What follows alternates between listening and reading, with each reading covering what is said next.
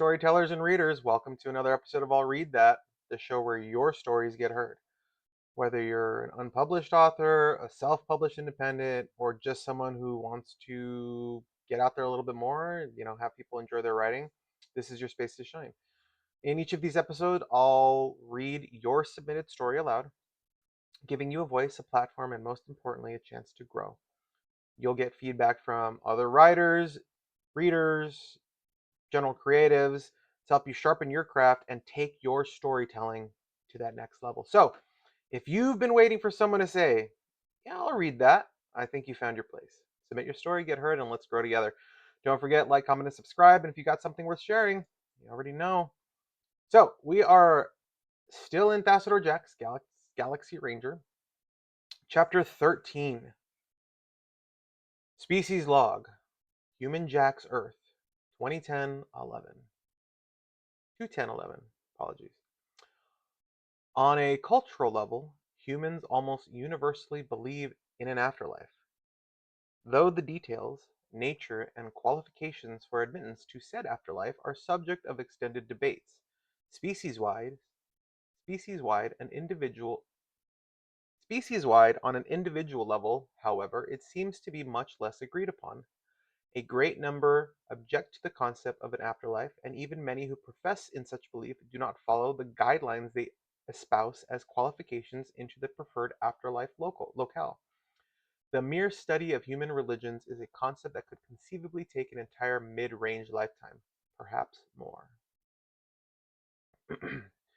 The moment Valentina opened the car door, she wished she hadn't. The air was full of an acrid odor that stung her nose. She coughed and looked around.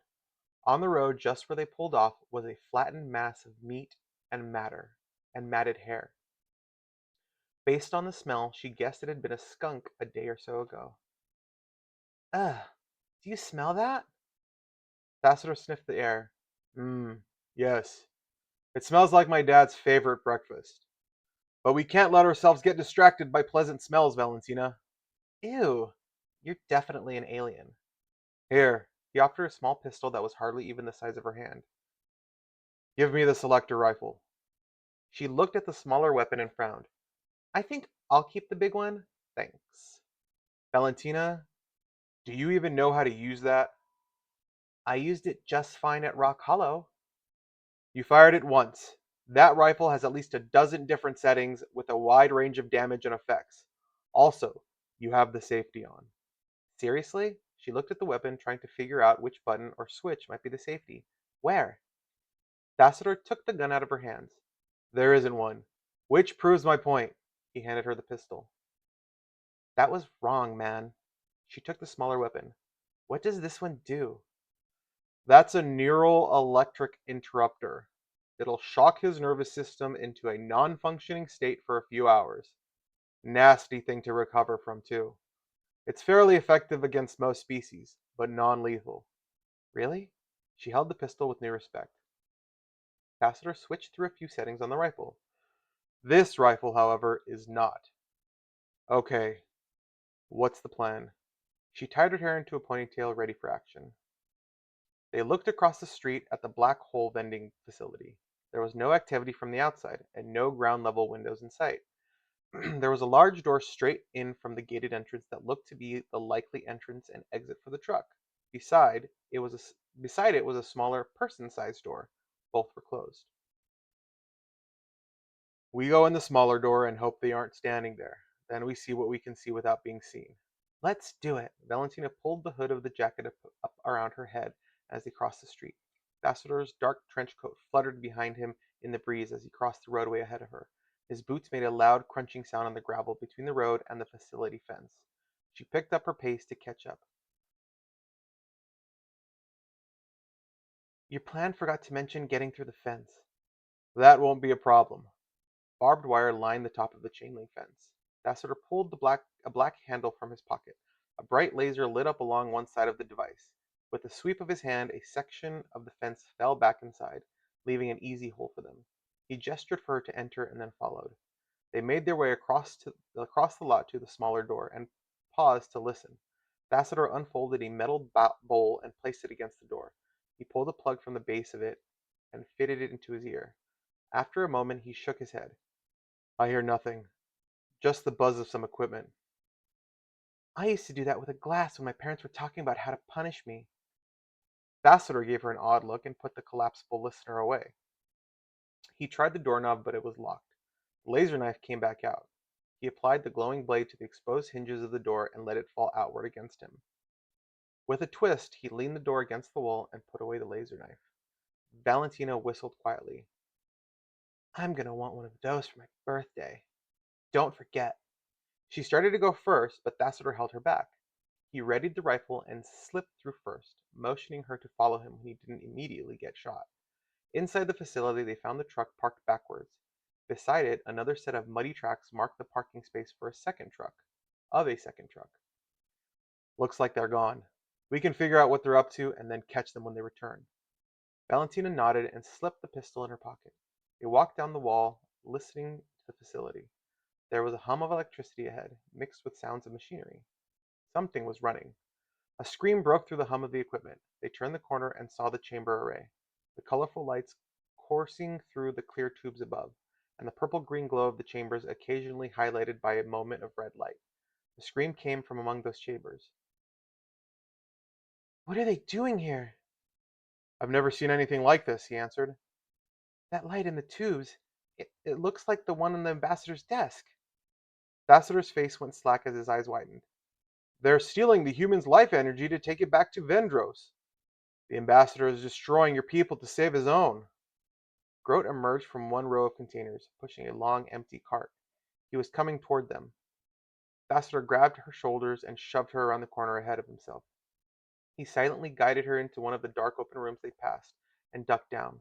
Valentina knelt on the leather couch, parted the blinds, and held her breath. Through the blinds in the window, they watched him wheel the cart through a large, heavy door across the parking area. Guess they aren't all gone, but it looks like he's the only one here. Easy target then, right? Valentina pulled out her pistol. At that moment, Grote emerged, his cart laden with unconscious humans. He was dragging two more along as they stumbled behind him, only half aware of what was happening around them, and helpless to resist. We can't fire our weapons from this distance. We could hit the humans. Anything strong enough to take out Grote would likely kill them. Another scream erupted from the container area. Besides, we need to shut those machines down. Humans are dying as we speak. I'll distract him. You shut down the machines. Valentina jumped up and ran out the door before he could object. Valentina! He hissed behind her. It's too dangerous. Besides, I don't know how to shut them down. So figure it out, she thought back at him. She rushed out of the office and yelled at Grote. Catch me if you can, ugly! She sprinted for the open door. One's awake! Come back here! Grote dropped the two he was dragging and they sank to the ground. He ran after Valentina, but she was faster than he and slipped through the door just a little ahead of him. He followed her into the yard of the facility. Valentina turned a dark corner of the facility building and dove behind a garbage dumpster. There were several large boxes lying around, and even some discarded machinery. He may have been stronger than she was, but she was faster. And in the moment's respite, she said. She pulled the pistol out of her pocket and readied it. Grote turned the corner and looked around, not seeing the swift human. Come out, human! He picked up a crate large enough to hold her, peeked inside, and tossed it away. Why aren't you asleep like the other ones? He picked up a heavy cardboard box the size of a refrigerator and tore it in half, throwing the pieces behind him. Really? That's supposed to be scary? Valentina took a deep breath and stood up from behind the garbage dumpster, only a dozen feet away from the monster, and took aim. Because I didn't come with them. She pulled the trigger and fired point blank. Grote looked stunned, then made a repetitive, guttural grunting sound. That's what you get for attacking Earth, you four-armed pig. He stumbled forward, still making the grunting sound. She backed up so he wouldn't fall on her and ran into the wall. He stepped up again and reached for her. Suddenly she realized she wasn't stumbling, and that sound was how he laughed. What's a pig? He asked as he leaned close to her, his fetid breath billowing into her face. He clenched her arms with two hands, pinned them to her side, lifting her off the ground. It's an earth animal. Why aren't you hurt? Oh, because of this. He jerked the pistol out of her hand with another of his hands. The boss told us the ranger would use any eyes. They're standard issue. So he gave us this cool necklace that protects against them. But I didn't expect a human to have one. He used his other hand to push her hood back and snorted, "Wait, I know you! You shot me at the human camp!" Valentina tried to remind herself that she was a badass adventurer, but her brain just wouldn't buy it. Groat tightened his grip on her arms, making her cry out. If the jacket hadn't protected her, she was afraid he might break her arms. He carried her back around the corner toward the door. "I know exactly where to put you. One more human to our quota." Thassodar found the chamber control settings and tried to access them. Access code required. Another chamber flashed red, then emptily green. He tried pulling plugs out of the back, but they were hardwired in. Another human screamed as their body was pulled apart. Thassodar slammed his fist on the panel to no avail. More lights flashed. He was losing them. Half of the chambers were now empty. A loud crash echoed through the facility. It seemed to come from the front doors. Groat walked into the building holding a squirming Valentina. Thassodar ducked down behind the panels. Groat went straight to the closest open chamber and threw Valentina in. She threw herself back at him with a yell, but he shoved her back into the chamber and held her there until the panel had closed on her. "That should keep you quiet, at least for a few minutes." Groat laughed his guttural grunt of a laugh. Thassodar shook with fear and fury. He'd run out of time. He switched the selector rifle to ice and stepped into the aisle. Valentina's chamber was lit purple. She was banging on the inside, kicking the bottom. Thassodar fired an icy blast of freezing droplets at Groat. They struck him and frosted his left side, pushing him away from the chamber. Groat turned with an angry squeal and shook his left arms, breaking the forming ice. "Takes more than a little snow to stop me, Ranger." He slowly advanced on Thassodar, slowed but not stopped. Thassodar switched the rifle to the NEI setting and fired again. Groat only laughed louder. "Was that the neural setting? Our necklaces protect us from that." He sped up. Thassodar switched the rifle again and pulled the trigger. A wave of sonic energy blasted forward, hitting Groat right in the chest. He flew backwards, arms flailing, and landed on a metal table, warping the surface around him. Thassodar ran to Valentina's chamber. Her hair was floating around her shoulders. "Help me!" she screamed from inside. Thassodar punched the obvious buttons on the side panel, but nothing stopped the machine. Thassodar pressed his hand to clear the panel against hers. Thassodar pressed his hand to the clear panel against hers. "Move back!" he called through the panel and stepped away. Valentina stared at him, not understanding. She looked down in horror at her brown skin as it began to glow. Thassodar raised the rifle, still on the sonic setting, and fired. The chamber was blasted out of its mounting. The panel, cables, and tubes shattered. The chamber flipped upside down and fell to the floor in the next aisle, partially leaning against one of the other chambers. He ran over to the chamber and knelt beside it. The clear wall was broken, pieces lying on the ground. Valentina lay half out of it. There was blood coming out of her ears. "No, no, no, Valentina, can you hear me?" There was no response. He reached down and touched her face, brushing the broken shards from her skin. She opened her eyes. "That hurt," she whispered. Thassodar gently pulled her out of the destroyed chamber and helped her lean up against it. The alarm bells registered in his ears. He looked up and saw the system flashing orange. The rest of the chambers were shutting down because of the damage. If he had known it was that easy. "Be right back." Valentina's eyes widened and she shook her head. "What did you say? I can't hear anything." Thassodar gave her a thumbs up and then a single finger to indicate 1 minute. He walked over to where Groat was groaning on the remains of the table and struggling to his feet. He adjusted the selector rifle as he walked. "This is for my mother, Groat." He pulled the trigger and held it down, firing over and over, point blank into Groat's chest and all four arms. By the time he was done, there was a tranquilizer dart or two in every extremity, and half a dozen sticking out of his chest. Thassodar reached down and jerked the neural protection necklace from around his neck. He left the sleeping brute on the floor and went back to Valentina. He helped her to her feet, though one ankle seemed sprained as she walked. They hit the red release button on the chamber next door, which held a thin, gray-haired man, and relieved when the panel whispered open for them, letting him free. "Help us free the others." The thin man nodded, and then moved down the row, opening chambers.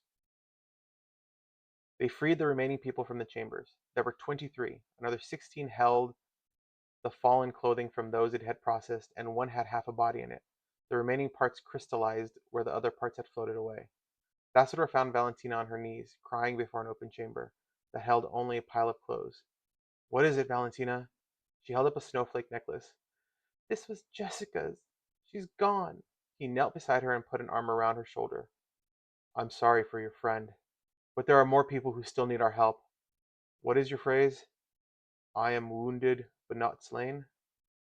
But she isn't wounded. She's dead. Yes, but the rest of your species is still in danger. The fight isn't over until we win, right? You're right. She looked up at him. You're right. I'm gonna kill those aliens.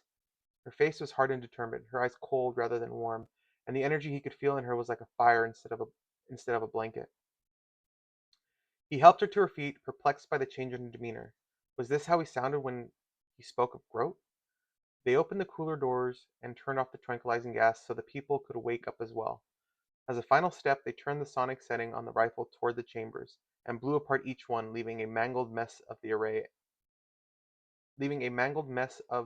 and the helm controls. Valentina and Thassodar rolled Groat's heavy body onto the rolling cart and wheeled him to the jeep. The facility was in ruins, and Groat was their prisoner. Thassodar counted this mission as a success. He slammed the back gate shut on the sleeping monster. Valentina slumped against the back of the jeep. Her eyes rolled back in her head, and she slid toward the ground. Thassodar jumped to catch her. Her dark hair was matted with red human blood. Her skin color seemed off. Though he wasn't the best judge of human skin tone, they all looked very similar to him. She opened her eyes and shook her head gently. I'm okay. I'm just tired. He helped her into the passenger seat and buckled the safety restraint.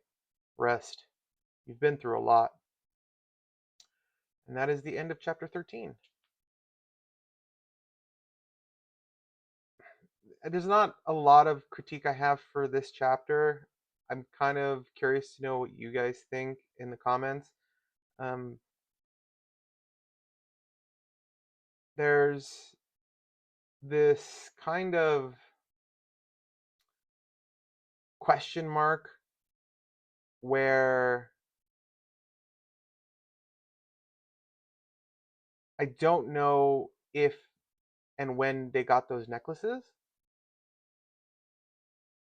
And it's one of those things where I feel like I wish they had touched upon it at one point. I don't know. It might be just me overthinking the situation, but the pacing was good. I liked how it was all set up and everything.